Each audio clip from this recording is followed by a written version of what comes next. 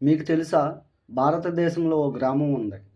అక్కడ పక్షులు రాత్రుళ్ళు ఆత్మహత్య చేసుకుంటాయి. ఇది అసోం రాష్ట్రంలో ఉన్న జతింగ గ్రామం. ప్రపంచంలోనే ఓ వింత గ్రామం. సెప్టెంబర్ నుంచి నవంబర్ మధ్యకాలంలో కేవలం ఒక్క రాత్రిలో వందలాది పక్షులు కిందపడి చనిపోతాయి. వీటిలో చాలా వరకు వలస పక్షులు.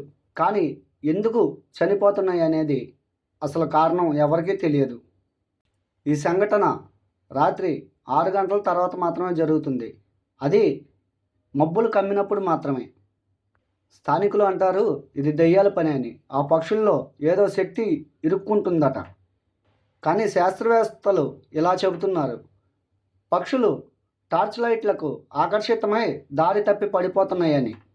కానీ వింత ఏమిటంటే ఇది ప్రపంచంలో మరెక్కడా జరగదు. కేవలం జతింగాలోనే జరుగుతుంది.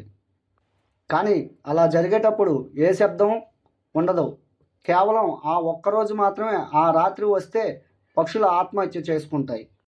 ఇంకా శాస్త్రవేత్తలకే తెలియని ఈ రహస్యాన్ని మీరు నమ్మగలరా?